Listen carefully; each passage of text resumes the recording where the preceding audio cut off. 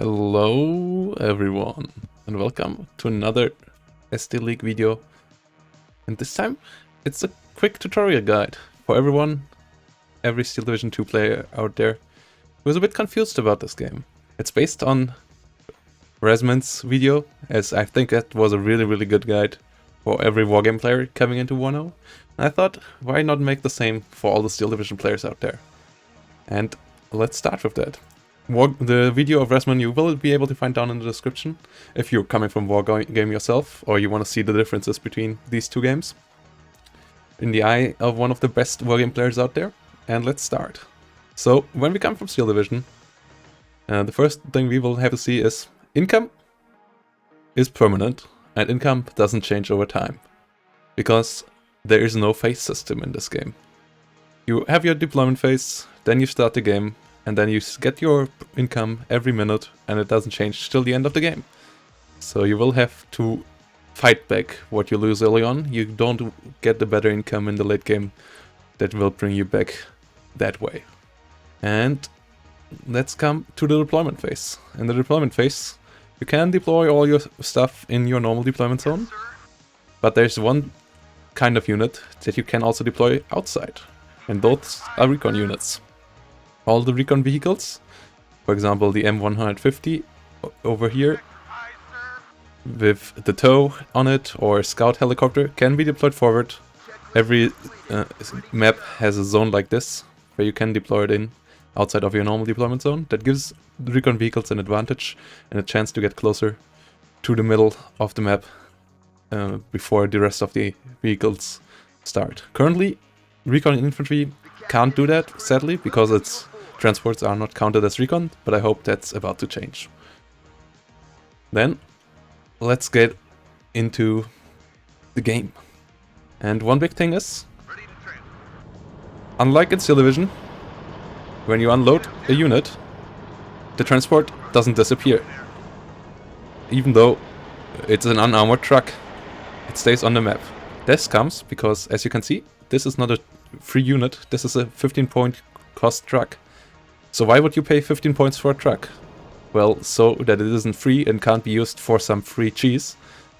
But you can either use it for redeployment later on in battle by loading your units back in, or if you don't think that's worthwhile, you can use the button down here once you unloaded your unit and sell the transport back to the HQ. Then it will drive back to the spawn, to the closest spawn on the map, and you will get back the points. As you will see in a second, there will be a number that indicates that this vehicle got sold. That will pop up over here. That looks like out of a Mario game kinda, and that will also come up here in a second. Should reach the edge of the map right now, and there we go, 15 points got added on top. And that is that part. So another big change for wargame players, not so much for Steel Division players, is line of sight tool. The normal one just works as in Steel Division 2. It works also with heights, so it's the improved version, unlike the Steel Division normally one. But if you press the button down here and you toggle one of your units, you also see its ranges. It's for all its weapons. For example, this one has the M1A1 Abrams here. Got 3 weapons, and it has a medium machine gun, heavy machine gun, and a tank gun, and they all have different ranges, and you can all check them whilst toggling the button down here and then pressing on a unit. They all pop up. And the other feature you can use this way is by toggling the displays of different vision ranges, and you can keep that on and that whilst the game is on. And then whenever you click on a unit, you see its vision ranges. There are different options for in forest or in the open, in which range it can see what kind of stealth level. So this is really helpful, as you can see. And Abrams and so on are not that good at spotting stuff. Recon vehicles are quite a bit better. Recon helicopters being the best, together with Recon infantry. So these are the changes there. Now let's come to Cohesion. Cohesion is the improved version of the morale system. all units start with high cohesion. Once they get damaged or take fire overall, they will lose cohesion. For example, if we shoot here now, this unit, for now, still in high cohesion. As soon as the howitzer fires, goes to mediocre. It also gets stunned, which is another feature. Once the unit takes too much stress, it gets stunned for 10 seconds. As you can see, it ticks down. In these 10 seconds, I can't move it. Currently, there's also sadly no fallback mechanic, so when a unit gets stunned, you can't get it out of there. And also, when a unit gets fully stressed out, you can't get it out of there either. It might fall back on its own, but you can't help it. So, mediocre, it's the norm already reduced. There's a normal level between mediocre and high. And there we go to low. And low is the lowest level before death. And that is minus 50% and minus in movement speed and rate of fire. So, with that said, we now have these mag rifles at 4 hit points. In Steel Division 2, these would stay at 4 hit points forever now. But, just like this unit has fuel now as well, which is a new mechanic back from Wargame, for all the Steel Division players. As you can see, it loses fuel when it moves. All of this can be fixed by a lovely, lovely supply vehicle. Both fuel and damage on a vehicle and on units. We can also fire on this vehicle to show you the power that it has on vehicles.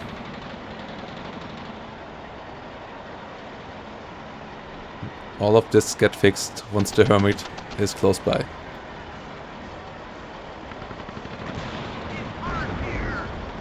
I didn't took any damage. But yeah, you can see the mag rifles go back up tick by tick. Now they're back to 6, 7. Abrams also got repaired. Took some damage, just was under 10%. And now the mag rifles are back up there. Fuel also back up there. And then another change that all we Steel Division players would love to see, which is interesting, is that now tanks have smoke, at least a lot of them. Also, some armored personnel carriers have it. But infantry, all the ones we have in the game currently has no smoke. But if you press B, it does nothing happens with the infantry. But if you press B with tanks, you can see it fires some smoke rounds and creates a big wall of smoke. This obviously allows for good disengagements and also for dodging ATGMs.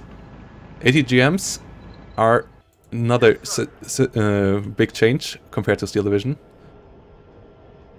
that allow you to interact with tanks. And these are infantry or vehicle-based rocket launchers or missile launchers with slow flying missiles that fly towards tanks and deal a lot of damage. This way, infantry now have a good way of dealing with tanks. Unlike in Steel Division, where they have to get really close, as you can see, the tank gun here, 2200 meter range, the ATGM, 1500 meter range. So the ATGMs nearly have the same range as a tank gun, or some, for example the TOW here, even more so than a tank gun. So tanks are not the longest direct fire weapons on the battlefield anymore. Something you will have to get used to when, for example, using an A1 Abrams. It might not be in range to shoot on the enemy, but the enemy might well be in range to shoot at the Abrams. So always be careful when you check out where do you position it. For example, sitting over here might look safe from a Steel Division perspective, but in a Wargame perspective, WARNO perspective, it is not. With that said, as we can check here, penetration numbers look kind of similar to Steel Division normally for people who didn't play Wargame, only played Steel Division. But the system is the same as in Wargame.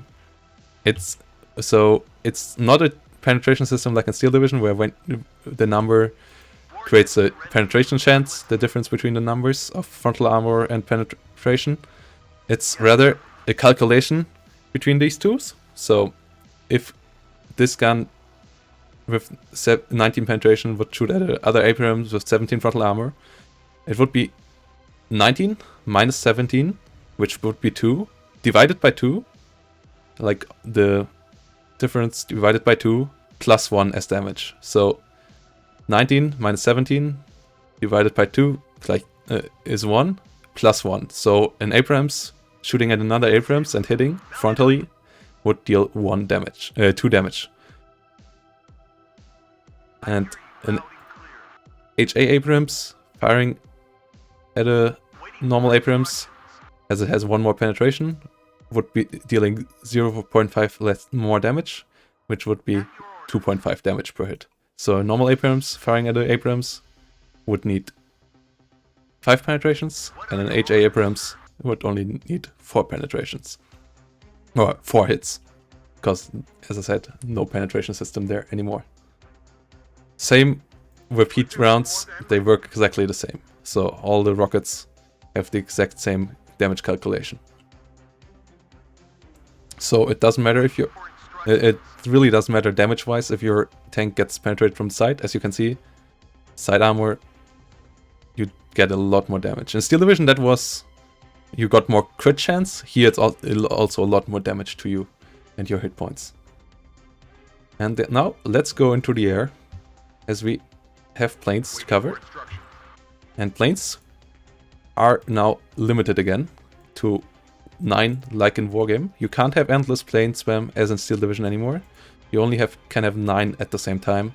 Otherwise, the air wars would go too crazy, because airplanes have a lot of speed.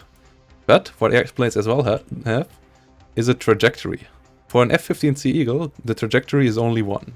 What that means, as you hover over it, is the time till it arrives on the map. So if we call in a F-15 Eagle, it comes in basically instantaneously. That's a big difference for Thunderbolt, which is a slow plane and kind of similar to a IL-2 in Steel Division. That one takes 19 seconds to arrive on the map. So as you can see, it has the traveling symbol now, meaning that it comes onto the map. It takes 19 seconds till it finally arrives, meaning panic call-ins on planes aren't a viable option here anymore, as only interceptors and fighters get a short trajectory. Most bombers get a quite long one, and with the A-10 though having the longest currently. Now let's go over to CVs. CVs are what leaders are in Steel Division basically. There are no commanders anymore. You can have as many CVs as you want, and they, as you can see, have an aura just like in Steel Division, and everything in that aura, as you will be able to see, will get 1 Veteran C level buff as soon as they are in the aura. You can see it goes up to 3, goes up to 2, goes up to 3, but CVs also have a way more important job in this game. They are your way to victory. If a CV enters the control zone, you will start to capture that control zone. And control zones is what gets you the victory. As you can see, currently, because I have my own zone and there is no enemy, I get +2. Always the difference between the zones I control, or the team controls, and what the enemy controls. And with the M151 moving in here, you will see it will start to capture this, which might look familiar, because this blue blob behaves like a front line. If there's an enemy in the zone, it will hit the enemy's zone, or it will start to create a front line, but the front line is only based around the CV. Normal units don't affect the front line, only the CV affects it, and it is at the moment only an indicator to see where the enemy are. It might get gameplay implications later on, with you maybe controlling more of the zone, also getting some of the ticks of the zone. Zones are differently rated as well. For example, this one is a +3 command zone, this one and all the others on this map only a +2 command zone. So controlling the middle is the most valuable on this map. And now let's talk about rocket systems and different weapon systems that you will have to learn whilst playing WARNO. For example, you have semi-active radar rockets, you have fire and forget rockets, which can fire and then it doesn't matter if you have line of sight. like ATGMs rockets, as soon as you move, as soon as you move, get less effectiveness. The ones over here, the manual guidance ones, like a Turgan, you can only move whilst being stationary. Another symbol here that gives you a lot of tips. And all of this you will have to learn to understand when you can use what missile or what rocket. But all of that you also can find in the manual. And I would all say you should check this out if you want to learn more about the game. It's quite decent, though there's still a lot of it that needs fixing and improvement. But that's it for now. I hope you enjoyed this short introduction into WARNO for all you Steel Division fanboys out there. And I hope to see you in the next one. And also, at this Saturday, after the post of this video, on the 22nd of January, we will host a WARNO opening tournament on the SDL. If you're interested, sign up is down below. And also, check us out on Twitch at Saturday at 1 PM CET. Till next time, see you all.